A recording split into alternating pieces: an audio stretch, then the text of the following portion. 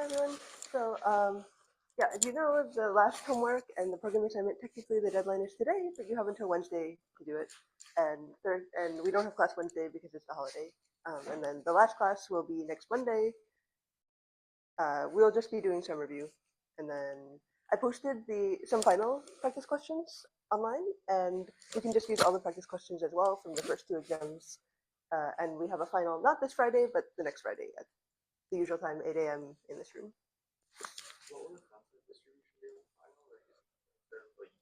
Yeah, it'll be like 1/3, 1/3, 1/3 from like midterm 1, midterm 2, and everything that came after that. Yeah. So feel free to come and ask questions next week, or you can also ask them online. Any other questions? Cool. So today we'll just finish up the lecture from last time on graph algorithms, and then I don't think finishing this will take the whole time, so I prepared some more on graph algorithms, more on the practical side. So does everybody already know about Floyd's algorithm? You can tell me if you don't know about Floyd's algorithm. Otherwise, we will go quickly through this review. So Floyd's algorithm is based on dynamic programming, and remember that we were doing all pair shortest paths from last time, and remember that for basically you want from every pair of vertices v sub I and v sub j, you want the shortest path in terms of the distance between them, and Floyd's algorithm basically considers every intermediate vertex k between just every intermediate vertex k from 1 up to n, and then it finds the minimum path that goes through k. And yeah, if v sub k is not in the shortest path from I to j, then this p, which is the distance, v sub k from I to j, is the same as, so k is like the time step, and we go over k. So k is 1 up to n, and if k is not in the shortest path, then the distance pkij is the same as the same when you didn't consider k, pk minus 1 from ij. And if v sub k is in there, then we can break this path into two parts, one from I to k, and then one from k to j. And all those paths contain things that were previously considered in the dynamic program from 1 up to k minus 1.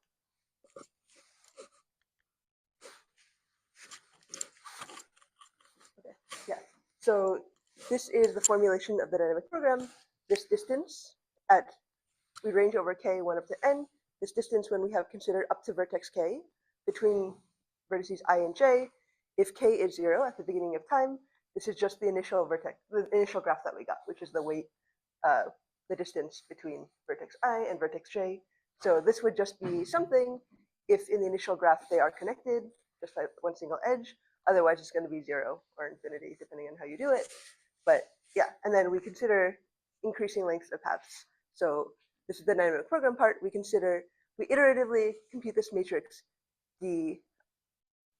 This matrix is D, and we compute it basically k times, where k is 1 up to n. So the time is going to be n cubed. And we compute every entry in this matrix, I sub j, and then this intermediate path, like I just said. So the way that you get the distance after considering k matrix, or after considering vertex k, is you either don't include vertex k, which is this case, or you do include it, and you have two paths, one going from I to k and one going from k to j. Okay.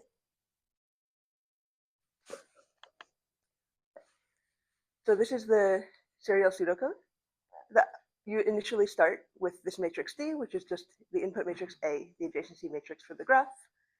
We have three loops, k, I, j, all from 1 up to n, and we just directly compute this expression like we just had. And yeah, so basically the outer loop is over the time step, it's kind of over the vertices, and then the inner loop is just computing the entire matrix D. So yeah, this is the serial one. Does anybody have ideas about, first, how would you cut it up if you have p processors? And then next, how would you compute that in parallel? We're going to do k serially, but we can do the inner part in parallel.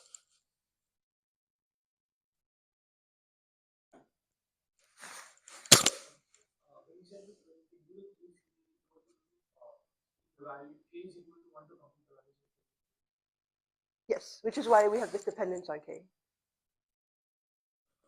So this outer loop k has to we have to do k equals 1 before we do k equals 2.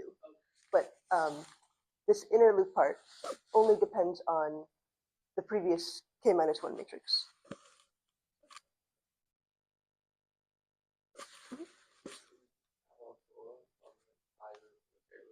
Mm-hmm. Yes. So let's start. Like you have a grid, let's say, of size p processors. How in your matrix size n squared? How would you cut your matrix?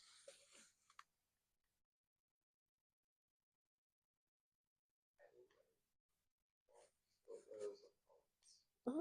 Yeah. So let's say we have blocks like the grid's like root p by root p, and we have n squared by n squared. So every processor has n squared over p data. And then now, what is the data that every processor, for some iteration of k, let's say we have the entire dk minus 1 distributed in this block way, what is the communication that needs to happen to get the data? So we can think about, for every entry ij, we already have ij, like it's just here. We're trying to compute the next step k. We need ik and kj.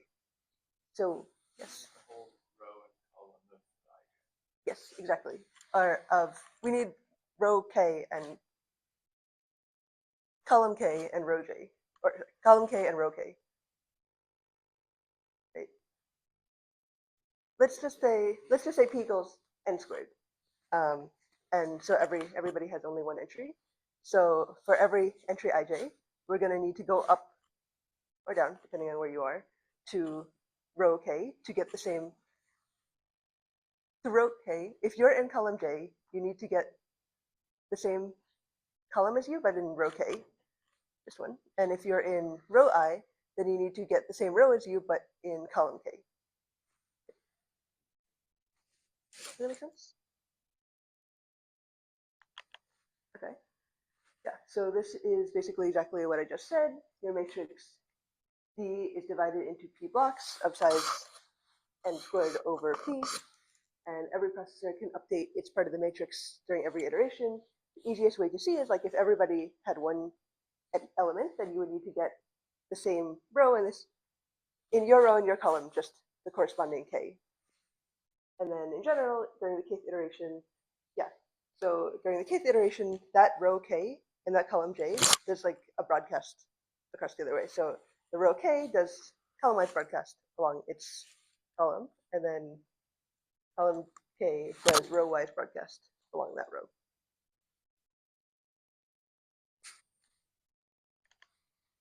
So this is just how you distribute it into blocks. And this is how you would do the distribution. This is how you do the communication in each round. So you're in step k, you have the kth row and you have the kth column, and then the kth row, every entry does its broadcast along the column, and then the kth column, every entry does its broadcast along the row. And in each step, like you're going to do this n times, with k increasing 1 up to n, and each step you have already distance at k minus 1, and you need to compute distance considering vertex k.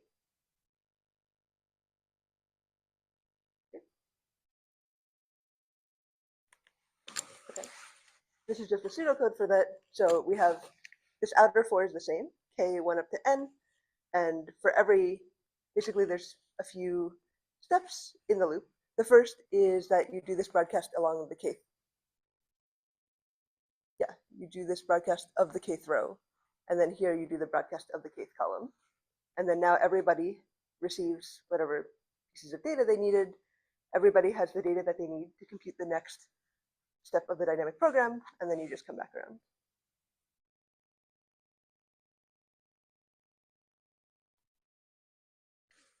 So this is the analysis. So the main steps are this broadcast, the row-wise broadcast and the column-wise broadcast, and then some local computation. And the message size of the broadcast for everything that is doing the broadcast is n over root p, because you have one row, which is length n, and then and the row length of the processor grid is root p. So that's why it's n by root p. And then, yeah, so once you get this communication, you just do the local computation of your submatrix. And that section can be used for the entire submatrix. So the total computation time, this is common, is n cubed over p, because in every round, there are n rounds, and the local matrix is n squared over p. So you're doing n squared over p local computation n times around. That's why it's n cubed over p. And the communication time is just the broadcast time. So there are n rounds.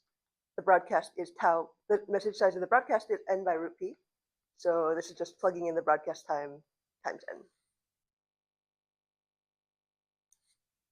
Make sense?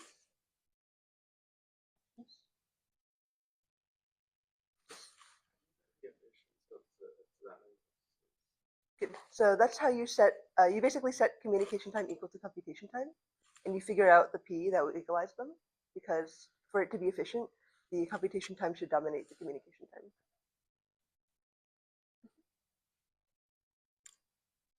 Good. Mhm.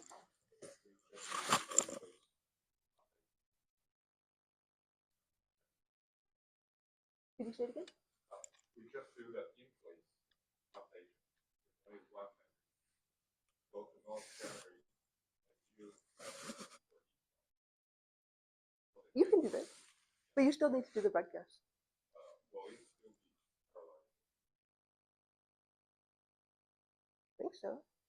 You don't need to keep around the intermediate. You just need, for every like dk minus 1, you just need it to compute dk, and then you don't need it anymore.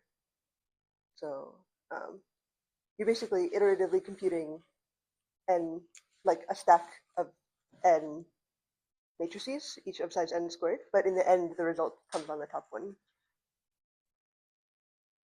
You don't need to keep around the previous intermediate case.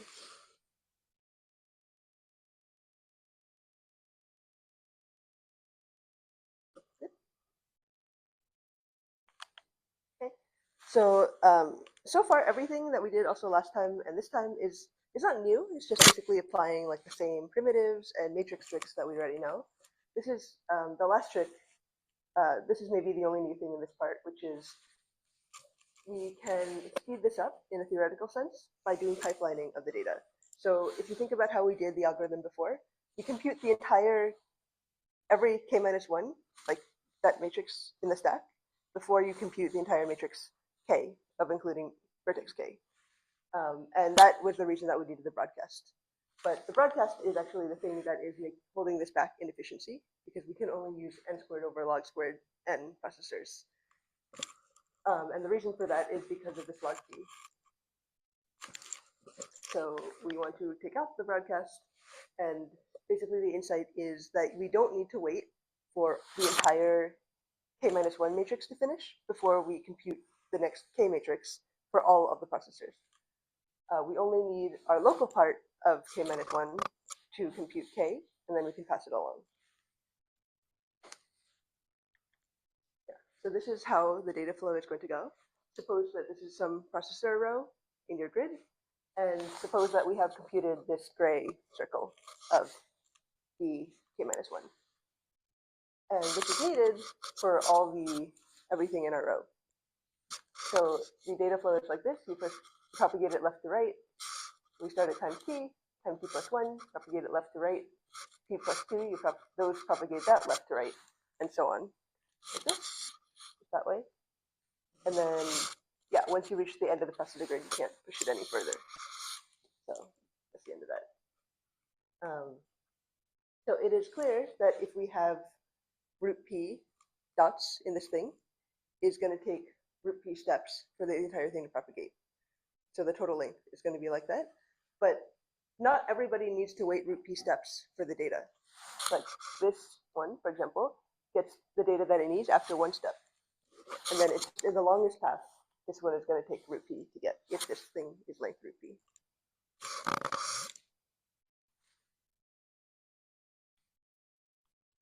This is a little bit hard to digest. I get it. I had to understand it, I had to work out a couple of examples last night. So we could work those out now, or you can work them out on your own and come back with questions. Yes. Yeah.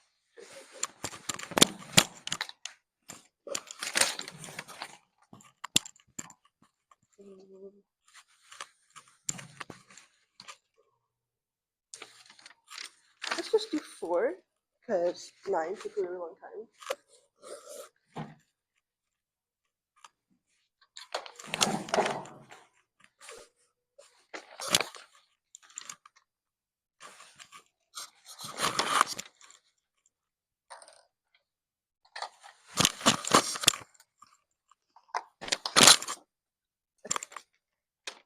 Can everyone see this? So,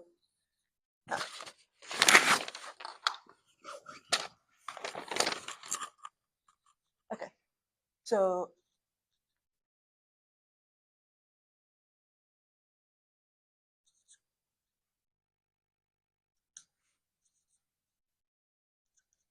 can everyone see this? Oops.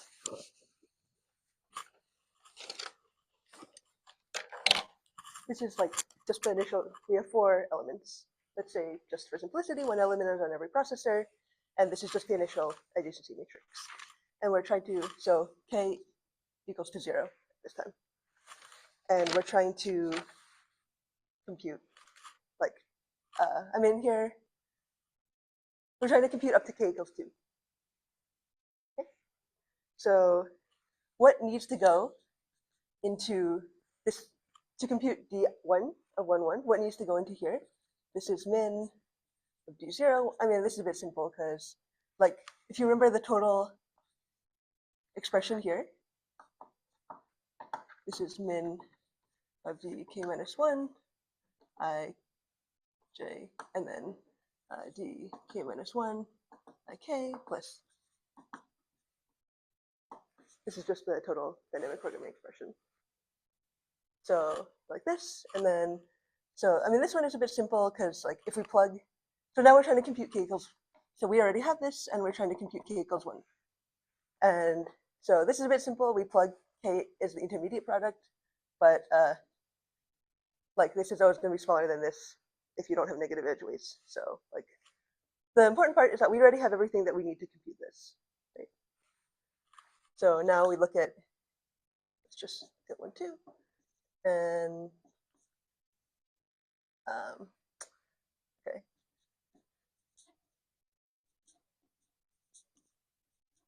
Oops, 6, 1, 2. Because k, this is k. K is 1, so k is the inner product here. Can you see this? Okay. And then so d0, 2, 1, 0, 2, 1.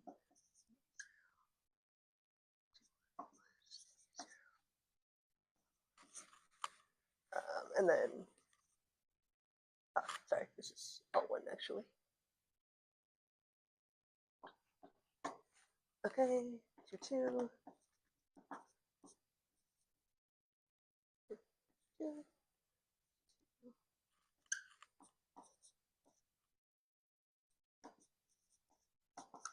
Okay, yes. Okay, so this is the initial state, and this is what we need to compute everything. So D11 already has everything that it needs. This is just what it already had. We're trying to compute D1 of 1, 1. So like in the end, we want like D1, D1, D1, D1, like that.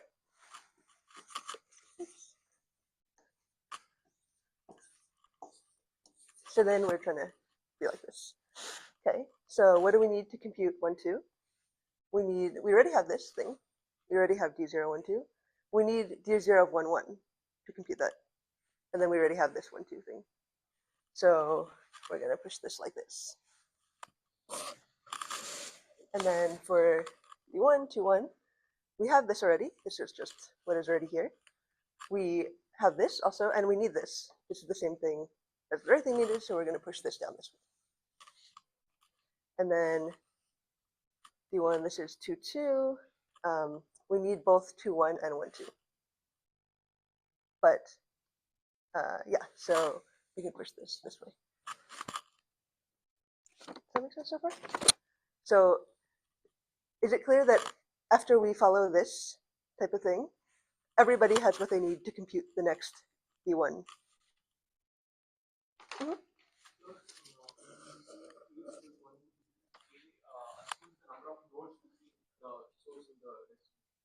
Yes, k is like the intermediate, how many nodes we have considered so far between the source and the destination. Statistically, then for let's say being one of second expression, we consider one as an intermediate node there, right? Plus B11 plus B1 to be added. Should we consider the vertex 2 also? We're going to do that next when k equals 2. No, so basically, so in that expression, B of 1, 1, 2 represents like we want to go from 1 to 2, but one intermediate node in middle, right? Mhm. Here we are assuming 1 to be an intermediate node. Because we are adding B11 plus B12. Should we also consider 2 saying that B12 plus B2? The second expression. So Yeah. That you want this to be like d12 plus d21 Should we also or consider d22? the option where the intermediate node is B12 plus B22? No, because according to this is the dynamic programming expression. Because we're going to consider that later when k is equal to 2 and the intermediate dimension changes. Okay, when k is equal to 1, it just means like when 1 is an intermediate node, then Yes. Yes, because later when we compute the dynamic program, like these things right now in the initial step, these are just distance 1. But later on, these will be paths. This path is from I to k, and this path is from k to j. So those will be later considered. Good question. Okay, so this is good so far. So now we're trying to compute, this is like the end. We're trying to compute k equals to 2. And we're going to do the same thing, like d2, 1, 1, whatever. I'm not going to write this thing because you already have it. d1. I mean, this you already have too, so this is all fine. D2, 1, 2, the thing that you already have, and then D1, and 1 plus D1, 1, 2. Okay, so D2, 1, 2 needs, oh, sorry, no, this now k equals to 2. So this is your question, like now the inner dimension is 2. So we need now, we already have this is fine. We need what is in 2, 2. So we're going to have to push this. We're going to push this way. And then D2, D1, and a thing that you already have, and D1, 2, 2 plus D1, 2, 1. So just the inner dimension is ranging over k, and now k equals to 2. So we already have this thing, we need this thing. So this gets pushed that way. And then, oh, actually, hold on, sorry. This is D1, 1, 2 plus D1, 2, 1. Because now the inner dimension is k, but we have this. You can push it that way. Both of these are the neighbors. And then D2 is like kind of in the same situation that D1 was when k equals to 1. This is just D1, 2, 2 plus D1, 2, 2, which is not going to be greater, but it doesn't matter because you already have it anyway. So that is it for k equals to 2 and for 4 processors. That makes sense? That makes sense with communication stuff, but that seems like what we were talking about a few slides ago. How does that relate to pipelining? I guess what is pipelining? Pipelining is if you move this to more processors, not every, so in the previous one, everybody computed step k, and then everybody computed step k plus 1, and then so on from that. This, if you move it to more processors, the processors are computing the steps out of sync. So the processor next to you may be computing step k, and you may be computing step k minus 1.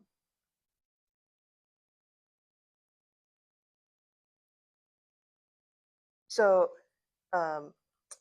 like this D22, so after k equals to 1, this step D22 has everything that it needs to compute k equals to 2 already, but the other ones do not, right? So this one can compute its D2 first, and then it could, well, I could do them in parallel also, but it doesn't matter. The point is that not all of them have the dependencies necessary at the beginning of the step k equals to 2 to compute k equals to 2. This one has it, and these two don't, and this one also doesn't. like it will speed up some processes, but the overall algorithm is still kind of the longest path is still the same. What is speed up? It speeds up it will theoretically improve the communication because if you remember, the communication had a log p term due to the broadcast, and this will get rid of the log p term.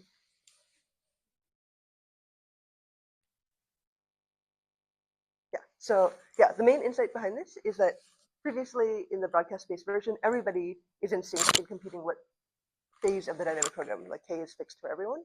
But with this pipelining, the steps are not the same across all the processors at the same time, because at the beginning of each k, everybody has different dependencies, and the dependencies will eventually propagate through the entire row and column, but they will not get to the same processor at the same time. And so like but the trick of the pipelining is like yes, it will take root p to get to the end, but it will not take, you don't have to, after the last one receives what it needs to receive, it will keep receiving stuff from the next k because of pipelining. Like in each round, like it's not like it will take another root p to start sending stuff along the chain.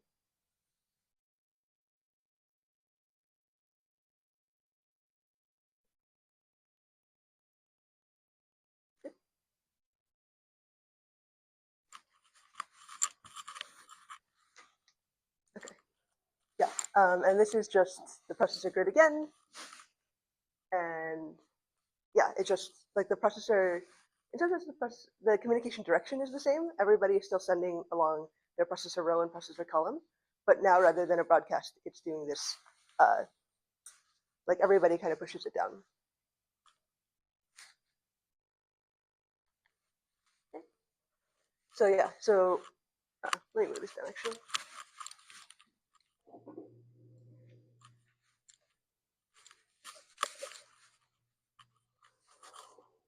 So previously, we were kind of assuming that this log p thing in the broadcast, that kind of assumes this interchange between mesh and hypercube, because you cannot do broadcast along a row, processor row in log p in a true mesh.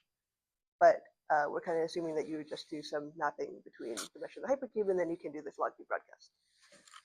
This pipelining trick, it does not require log p broadcast.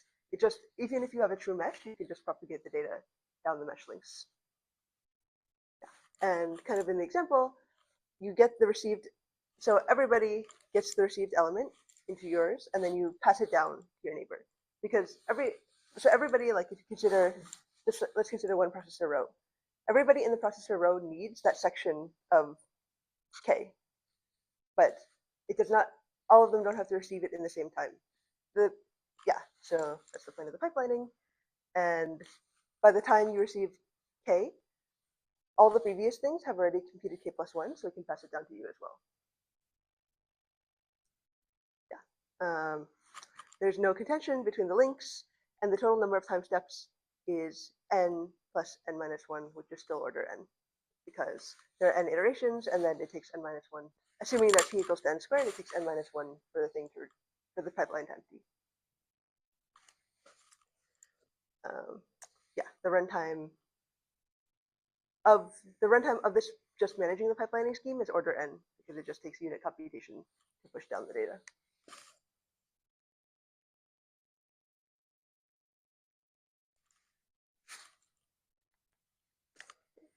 And then for p is less than n squared, the computation time is the same as before, n cubed over p plus the lower order term of n, because that's the management of pushing down what needs to get pushed down.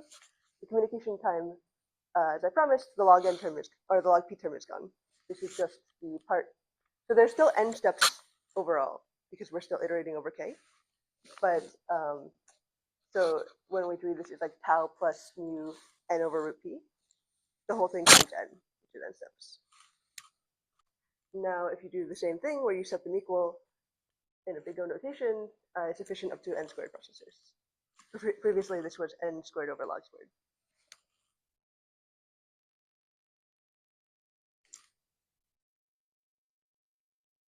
Questions?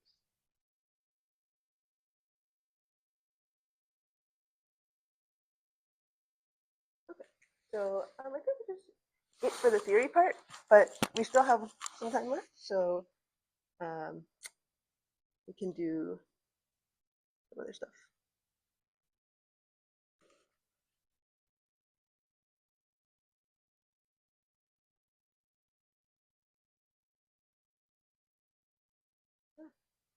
Why?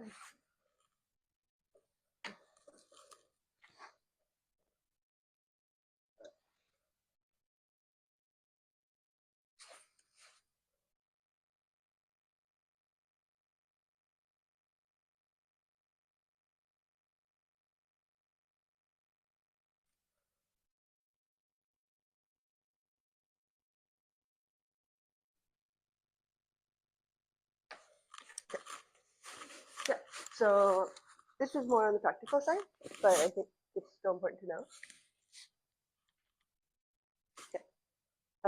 Yeah, so we're going to be talking about how to actually engineer graph algorithms, mostly in shared memory, but the techniques are still there. So when we talk about real world graphs, they have some kind of structure. They can be big, but usually in most cases, not extremely huge. Like, for example, if you look at just these concrete examples, you have this Twitter graph. The actual data is 41 million vertices and 1.5 billion edges. This Yahoo graph, these are publicly available. These are like the largest publicly available graphs. This Yahoo graph has 6.6 billion edges. This Web Common Crawl has 128 billion edges. And the biggest one is about 500 gigs, but they smaller. So you can see like these are usually on the order of gigabytes or so. This is almost half a terabyte maybe, but usually except in extreme cases, they're not on the order of, for example, like petabytes. You can get graphs that are that big, and probably there are private ones that are that big, but publicly available ones are usually on this order. Like this one is considered a large publicly available graph. And only recently have we been seeing trillion scale graphs that we can actually run on publicly. So like I said previously, they also have the structure. Usually they are sparse in that the number of edges is much less than n squared, where n is the number of vertices you have. For example, like, I guess you're doing the example on Slashdot in the homework, but in LiveJournal, which is another pretty small-ish real-world graph, like the number of vertices is in the small millions, maybe like less than 5 million, but the average degree is something like 20.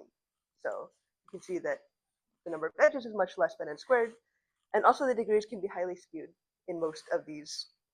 These are called like power law distribution. So in this graph, the y-axis is the number of vertices with that degree, and the x-axis is degree, and usually it drops off pretty sharply.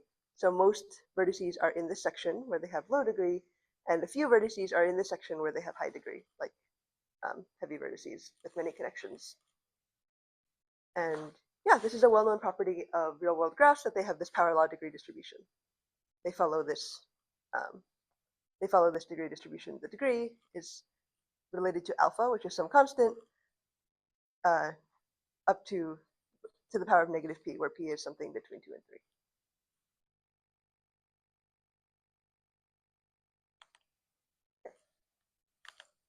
In terms of graph applications, there are many, but some examples, for example, like social networks are this classical application of graphs. For example, finding friends who went to the same high school as you, or finding common friends with someone, or finding groups in your social network. They might recommend you people you know, or they might recommend you products. This is like one of these key problems in social networks nowadays. Another classic problem in graphs is finding good clusters in your graph. So finding groups of vertices that are well connected to some definition, well connected internally within the group, either fully connected or maybe close to fully connected, and poorly connected externally, which means that like in the group, almost everybody is connected to each other, but outside of the group, there's low degree connecting to everyone else. And the reason that you might be interested in these kind of problems is these often relate to communities and social networks, so people with similar interests to you, or yeah, even like for other reasons, like finding fraudulent websites, things that are usually not super well connected to everything else. This is also used in document clustering and unsupervised learning.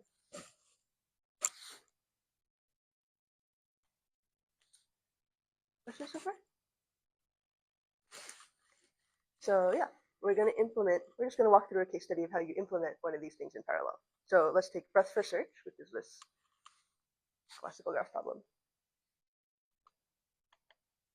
Right, so breadth first search, to remember what it is, we are given a source vertex S. So you should all be familiar with what breadth first search is after this program assignment, but the difference between that and this is that that is like the matrix formulation of breadth first search. So that, in some sense, whether you have gone to this part or not, the way that it theoretically works is that if you are given a fast implementation of a sparse matrix multiplication, you can implement breadth first search without having to do direct manipulation of the adjacency matrix or the CSR or whatever it is. You just need to multiply the matrix by some vector, possibly iteratively, and then you will get the result of the breadth first search. But this is a more direct graph manipulation. That's the difference. Yeah, so for breadth first search, you're given a source vertex S, and we want to visit the vertices in order of distance from S. So we're going to go in phases, and the first phase we do distance 1 from the source, the second phase we do distance 2, and so on. Some possible outputs of this thing are vertices in the order in which they're visited. So we just directly output the BFS tree. Or we can output also a vector of distances for vertex, from each vertex. So if our source is D, and then B, C, and E are neighbors of D, and then A is some neighbor of either B, C, or E, then we would output this distance vector. Or we could directly manipulate this thing into the BFS tree, if we know the distances also. And BFS is this classical graph problem. It underlies a lot of other graph problems. So for example, betweenist centrality is another more intensive graph algorithm, but it requires repeated iterations of BFS. Or like max flow usually requires iterations of BFS. Broadcasting cycle detection can also be implemented with BFS. So even though this BFS itself is pretty simple, it can underlie a lot of these other things.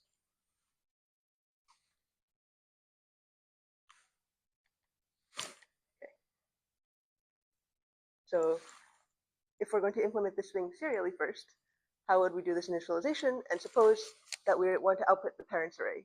So every entry, we're going to output an array of length n, and every entry in the array is just the parent in the BFS tree. And from the parents array, we can derive the distances. So we need to initialize the parent array, which is just an array of size n. We need a queue, which is which vertex we're going to visit next. And then initially we set all the parents to -1, and then we put the source into the queue at the first position. We put the parent of that source, we're just going to put it as source, and then we need to keep how long the queue is currently. So front is 0, back is 1. We currently have 1 item in the queue. People already know this. Are we all good on the serial implementation of BFS? Okay, so we can go pretty quickly through this. So the thing that you may not have seen before is how to implement this in CSR format. So if you recall, the CSR format has these 2 arrays. It had modulo the weights, but we don't really need that for BFS. We only need the topology part. So there's 2 arrays. One is vertices and one is edges. And the vertices gives you the pointer into the edges array. So here it's called, the vertex array is called offsets. And the way you access, so if, like the main steps of BFS are you look at the front of the queue, you get all the neighbors of what was in the front, and then you add those into the queue if they have not been visited yet. And the main step of looking through the neighbors and adding them into the queue depends on which graph representation you used. So if you use adjacency matrix, you would have to look through the entire row to put those vertices on. If you use CSR, this is how you get the things in CSR. So the degree is offset, which is the vertex array. Current is the current vertex. And then the way you get the degree is current plus 1 minus current. And to get the neighboring vertices of this current vertex, you neighbors, so you go up 1, you iterate 0 up to degree, and then you say neighbors is, you look at the edges array, which is offsets. This is the start point of this current vertex. So you get offsets current, and then you plus I, and I is iterating over the degree. And if that neighbor has not yet been visited, which is that the parent of that neighbor is equal to -1, then you set the parent of that neighbor equal to current, which is the current thing that we are evaluating at the front of the queue, and then we put that neighbor into the queue. So this is potentially the main difference besides any serial BFS that you have already seen, which is this iteration through the graph representation. And because CSR stores the edges compactly, it takes order degree to find all the neighbors of some vertex. And then this is going to take m random accesses. So we have to do this one per edge. So from practical sense, what is the most expensive part of this? Maybe you have already seen something related to this in the programming assignment, because actually, like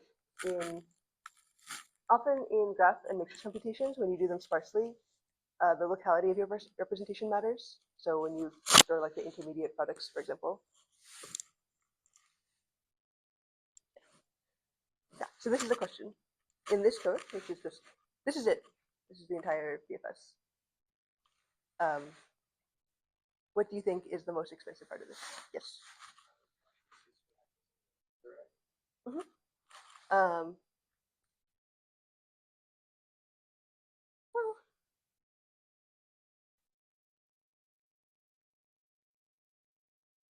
maybe. Like the edges array, the edges array is accessed sequentially once you start reading the degree. But the first time you read it, Yes, the first time you start reading the neighbors, like the start of the neighbors, is a catch miss. But then once you start reading from there, you read forward. So that part is, once you read the first one, that's a catch miss. But then if you keep going forward, that's okay. Another issue is this access into parents. So you're iterating over M and GH because you're iterating basically through the entire edges array in the CSR. And this NGH is not guaranteed to be in order. So you might be doing random access into this parents array. So that is another issue in this thing. Though this does cost some as well. Okay.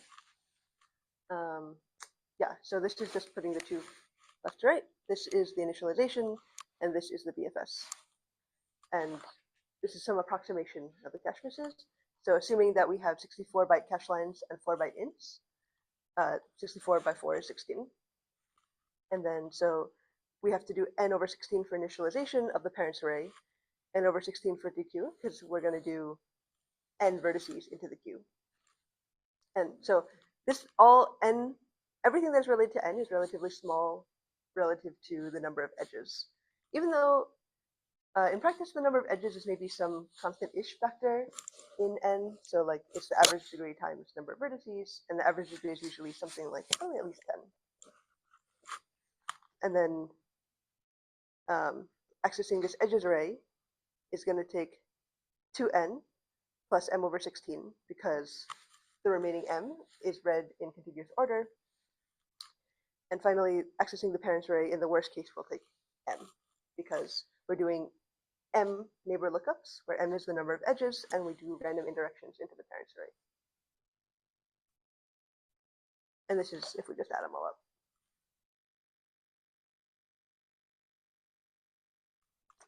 How could we reduce the number of cache misses?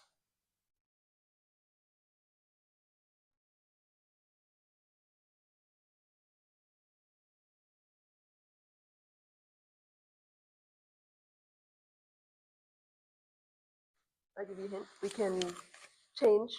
We can add some space and maintain something, maybe some auxiliary data about parents, so that we don't have to look up fully into this array. This is a practical thing. It's not really like a theoretical.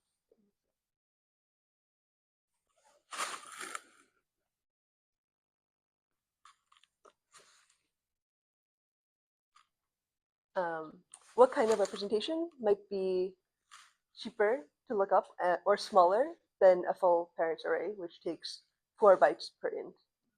All we are looking up is whether or not this parent already had been visited. Yes, exactly. So yes, so we can keep so we still need to keep parents, but we can just add some extra space to keep a bit vector. Yeah. So basically, we would, if we could keep a bit vector of size n in the cache, then we could keep a bit vector as well in addition to the parents array, and then we could check that before we look up in the parents array, and that would be better because it would be smaller.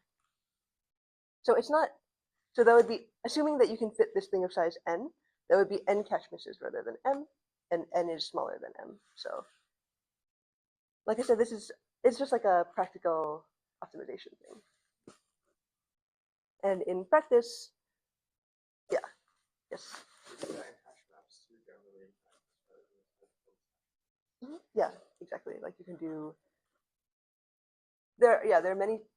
This is like I guess maybe the higher order class of tricks is like you keep a smaller side representation and then you check that first before you need to keep the bigger thing. Like there's an entire if you've ever heard of like filters are a class of data structure where basically it's like a smaller approximate thing and you check the smaller approximate thing first before you check the bigger exact thing. And it gives you like one-sided false positives. So if you see negative, then you know that you don't need to go for it. If you see positive, then you know maybe you do need to go for it. Okay. So there's some cost to this, like it's a little bit of space. You keep n bits. You might reduce the number of cache misses if this can fit in the cache. You do have to do a little bit more computation because you have to manipulate the bits to do the verification. And this is just the code that it would take you to do this bit manipulation. So now we have this is the size of the bit vector, which is n over 32. Then we allocate this bit vector, and then first we check the bit vector before we set the parents. And for big enough m, this is worth it. But there's some trade-off, like m has to grow large enough such that it is worth it to pay the additional computation.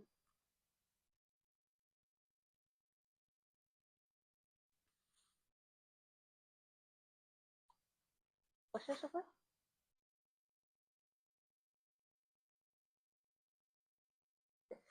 So next we're going to parallelize this breadth first search.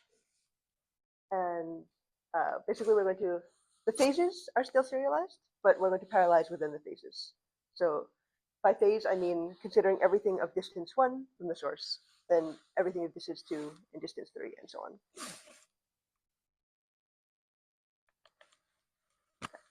So the high-level technique is called using a frontier, where the frontier is some set of active vertices that we have currently. And in the beginning of time, the frontier, this is kind of like the queue in some sense in the serialized version, but in the serialized version, you only consider the head of the queue at every step. Whereas in the frontier, you consider in parallel everything that is distance however far you are so far. So in the beginning, the frontier is only the source vertex, which is the active vertex.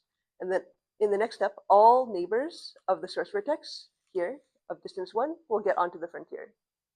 And then in parallel, then we can explore all the neighbors of those vertices to put them on the next frontier, and so on from there.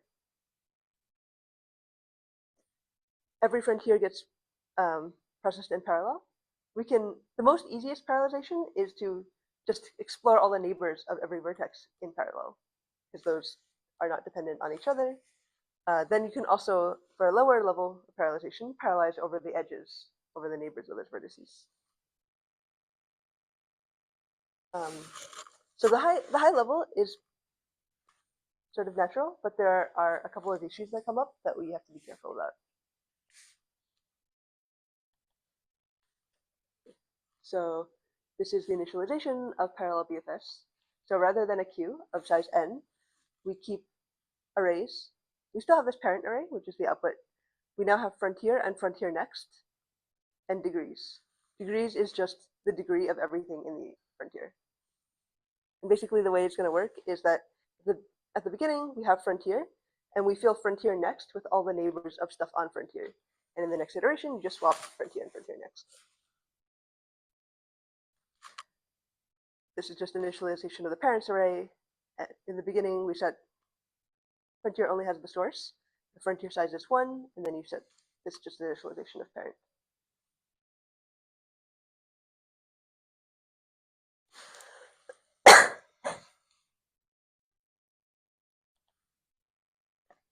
This is the pseudocode. While we still have stuff in the frontier, and then in parallel, for everything in the frontier, we are going to copy all the neighbors for all vertices v in the frontier. For all v, we're going to copy the neighbors of v into frontier next, which we're going to use as the frontier in the next iteration. And most importantly, we only copy them if they have not yet been visited. And then we just set v as the parent. Then we update the parents array with all the neighbors of v. We just use v as their parent.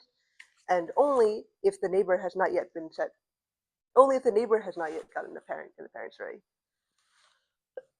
So these are two separate things. One is that this vertex has not yet been explored, and this one is if the neighbor has not yet been explored. And then, like I promised, to go into the next round, you just set frontier next as frontier. Is the high-level strategy clear?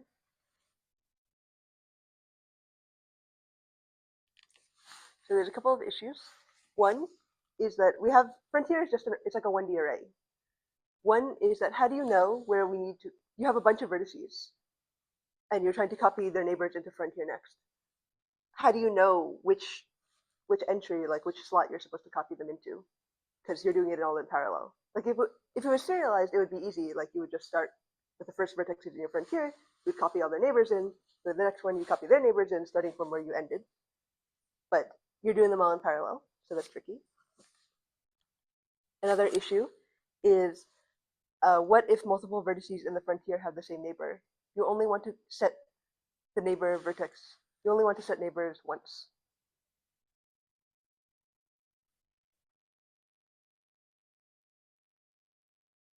Ideas about how to fix the first one? Yes.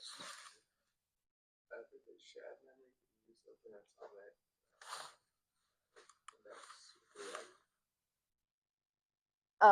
Yes, you can. So you're saying like everybody accesses the same atomic, which is like the counter about where to write. Yes, that is one. One potential issue with that is that now everybody is contending over the counter. Is there a way to do it without contention? You can do some pre-processing also.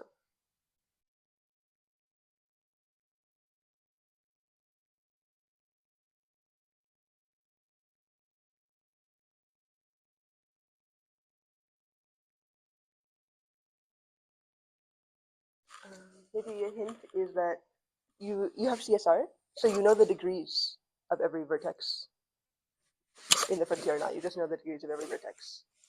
So if you could use the degree information to somehow figure out where you're supposed to write the vertices into the frontier.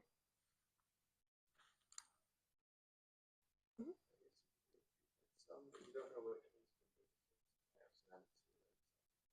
Yes. Yeah, really good. Yes, exactly. So yeah, so you can do a little bit of pre-processing, which is that you store the degrees of every vertex, and then you do a prefix sum on those degrees. And if none of those vertices have been visited yet, sorry, if none of the neighbors have been visited yet, that is just the end of that. And you know exactly which location to write to, and they're all disparate, so there's no contention over counter variable. However, as you just said, the problem is if some of the neighbors have been visited, or if there are shared neighbors, you only need to write the neighbor once into the frontier, and you should not write visited neighbors again into the frontier. Yeah. But let's start with this because this is good.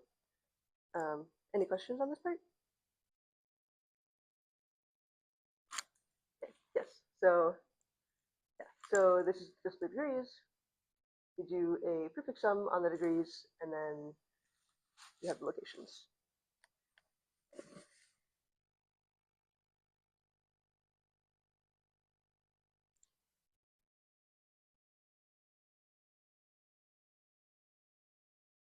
This is how you fix the second part. So set up the degrees as we just did with the prefix sum.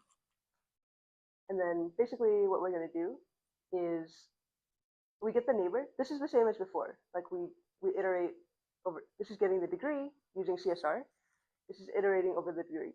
This is getting the neighbors, and then the neighbors are this.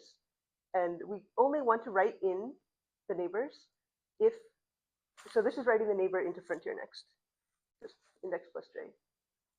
And this is checking if we have already written it. So if the parent of neighbor is -1, which means that it has not yet been visited, and then the second part is solving the writing multiple times issue. So I'll explain what compare and swap is, but probably you might already have an idea.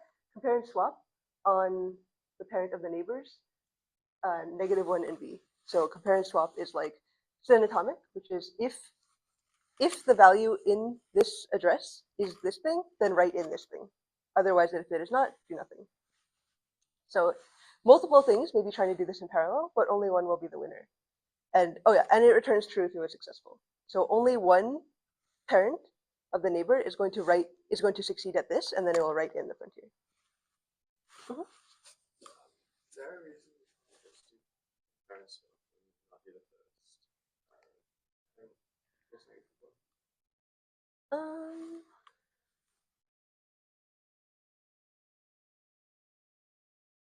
Because if it already has been visited, you don't want to do the compare and swap. The compare and swap slow even if it fails, like does it block something even if the comparison fails? If the comparison fails, then this is false. This compare and swap returns false, and you don't enter this setting of neighbor. The else is that you just set it as -1. Right. So if it wasn't -1, it would return false, right? So you wouldn't first comparison if it doesn't do it any extra blocking.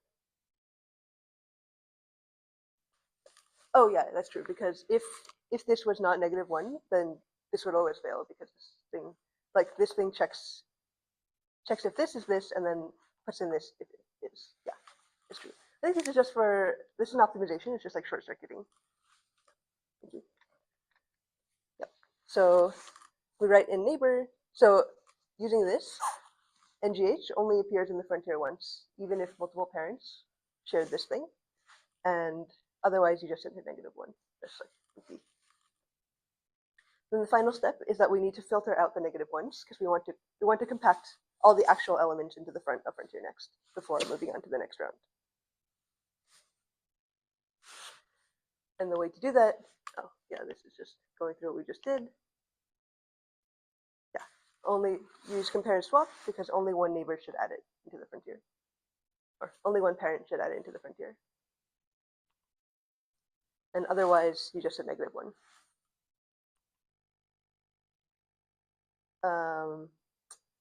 I think we did filter when we talked about prefix sums, but maybe this is a good recap. So we have, by here, we have this array, frontier next, and it has some neighbors and some -1s. And we want to put all the neighbors into the front. So using prefix sum, how would you do that packing in parallel?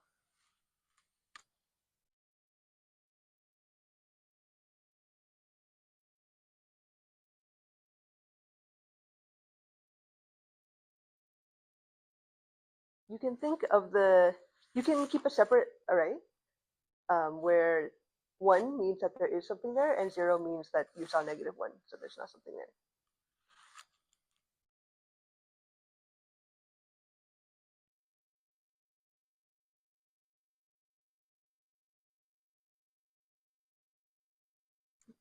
You just do that instead with 1 and 0 and just prefix them to the index or final index. Yes, exactly. So yeah, so you keep this separate thing where 0 means that there's just -1 in the frontier, 1 means that there was something truly there. You do prefix sum on that, and that is the location that you need to write into frontier. Yeah, so this does seem like a lot of excess maybe, but maybe the takeaway is that if you're not careful about this, you can easily serialize some part of it, even if you're exploring the neighbors in parallel, for example, like getting them in the frontier in the right way should also not be serialized because that would just destroy the parallelization point. Maybe another takeaway is that there are these simple tricks with prefix sum, but like I promised a long time ago, prefix sums are everywhere.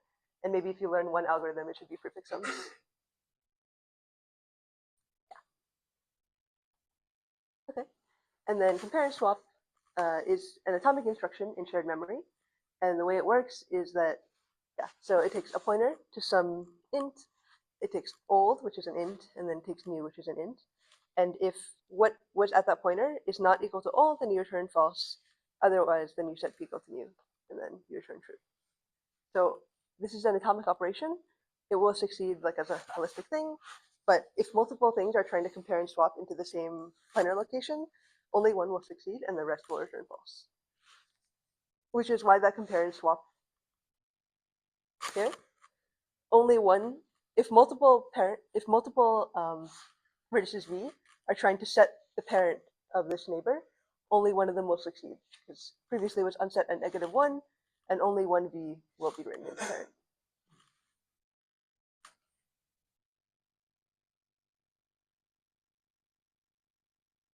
Yeah. So you can use this to implement blocks or mutexes. Like if you just, the simplest block is just 1 bit, yes or no, like set or not, and then you can use cas on that 1 bit. It's also used a lot in lock-free and wait-free algorithms, which are things that we have not learned but are also interesting. Okay, so if we do the span analysis, the number of iterations of the BFS is equal to the diameter of the graph, which is the longest path in the graph, because the number of rounds, like the number of times that we are going to fill the frontier, is equal to the diameter. And then each diameter, or each iteration, has log m span in binary forking, because in the worst case, there are m edges that we have to explore. It's a very loose analysis. We're probably not going to explore m edges every time, but because we don't know exactly how many there would be, log m is a very weak upper bound on that. We have these parallel for loops, prefix sum, and then we do the filter using prefix sum as well. So the span is just you multiply this log m in each iteration, and we have d iterations.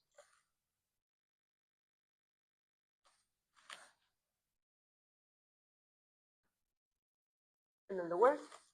So over the entire algorithm, if you sum up all the frontier sizes, we would explore n vertices, assuming that the graph is fully connected. Every edge traversal means, so every edge is traversed once, meaning that we traverse m total edges, and then we have this prefix sum on each iteration, which is proportional to the frontier size. So that's theta n in total, because if you sum up the frontier sizes over the entire execution, that's n, and then the prefix sum is just over those elements. So that's also theta n. The prefix sum is just a constant factor of. And then the work of the filter is also proportional to the edges. So that is theta m, so the work is m plus n, which is linear in the size of the graph. This just matches the same serial. In the theta sense, this is the same as the serial algorithm.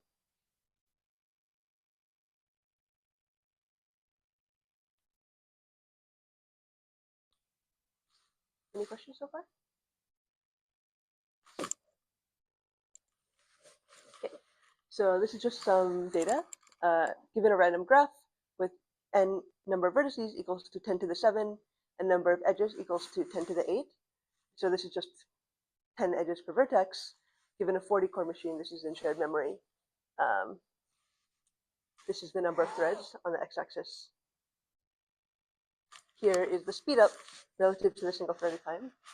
And here is the speed up relative to serial BFS. And these are different because this is just running the algorithm, the parallel algorithm on one thread, which is going to be slower than the true initial serial implementation, because the parallel algorithm has some overhead, like the prefix sum and filter and so on, which is just, yeah.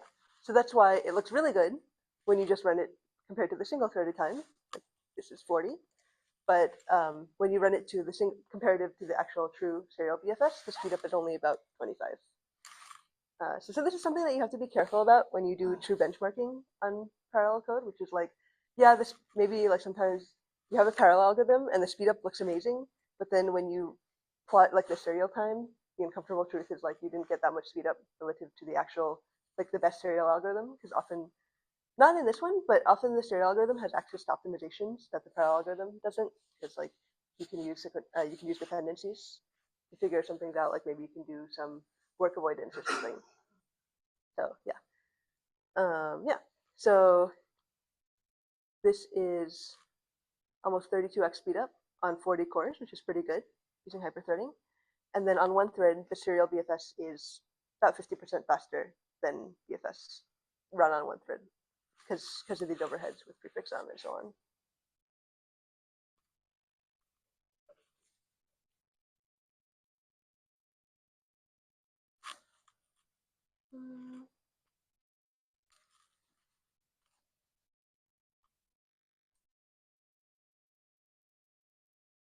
Yeah, I have 5 minutes. Okay, so one thing that I didn't really mention is that using this compare and swap, the parent vertex or the parent array becomes non-deterministic, because even if different if multiple vertices, or sorry, if multiple neighbors share the same parents, they will not always get set to the same parents, even if they like. If you have two vertices like this, and both of them are connected to two vertices like that, you have no guarantee on what their parents will be set to due to the compare and swap, because the winner of the compare and swap is dependent on like the thread scheduling, which is something totally unrelated to the algorithm. And this is non-deterministic. Ideally, we would like this to be, it's not wrong, like it will fill a valid parents array, but it is hard to debug because non-determinism is harder to debug than deterministic programs. So can we make this something like deterministic? And yes, and one way we can do that is rather than using, so this is compare and swap, which is that anybody can win this thing. There are primitives based on compare and swap. One of them is called right min, which is, it's like compare and swap, but if you have multiple competitors for some, trying to write into some value, the smallest one will be the winner.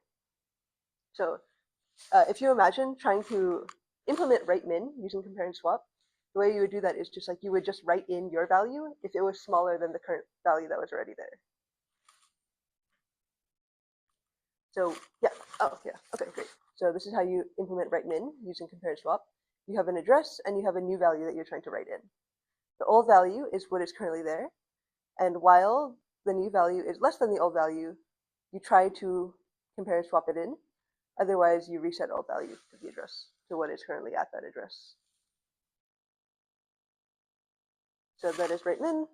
It can just be, this is a very simple wrapper over compare and swap.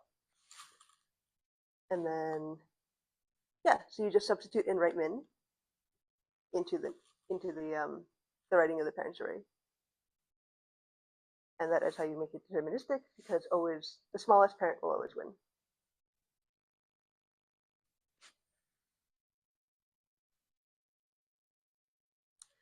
Yeah, and then practical point on 32 cores, a deterministic version incurs 5 to 20% overhead compared to the non-deterministic one. But if you're just using it for debugging, maybe it doesn't matter.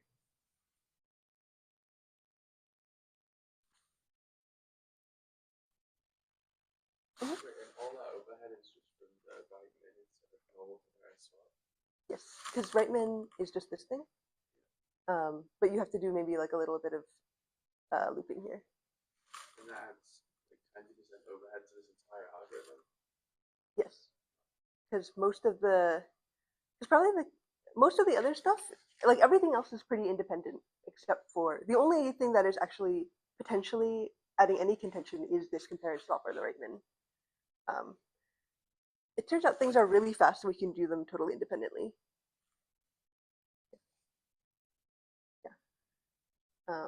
And also like the margin, it's like the margins in BFS are really small. Like when you think about the actual work of the algorithm, there's very little else going on besides drop traversal. You're just writing into the parents array.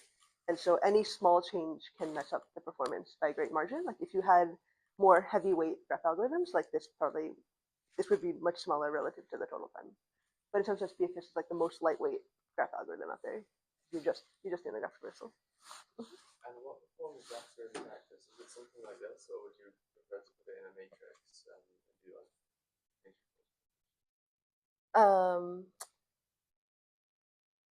Question. It depends. It depends on how much the matrix version or the graph version have been optimized. The graph. One really nice thing about the matrix version is that you don't like this thing. Absent higher level programming instructions, like if you had different algorithms, you'd have to keep rewriting these kinds of optimizations. But in the matrix version, like as you saw in the programming assignment, if you already have implemented SPGEM, you can just reuse it across. If you know how to cast your graph algorithm as a matrix algorithm in terms of SPGEM, you can just keep reusing that optimized version. And then if you optimize your SPGEM, you can see improvements in the higher level algorithms as well. So I think the matrix algorithms, they can mostly, like, if you optimize them, I mean, there's no end to optimization. Usually they are a little bit slower, but competitive-ish with the best implementation, like best standalone implementations of the graph algorithms, probably within a factor of 2 if you do the matrix version well. But the graph version, like, it has also this programming overhead, like you have to think about the prefix sum and the compare and swap and so on, whereas the matrix version was just directly in SPGEM. There's also like something unquantifiable in like how complex the algorithm is. I think I'm out of time, so we will stop here for today. Thank you.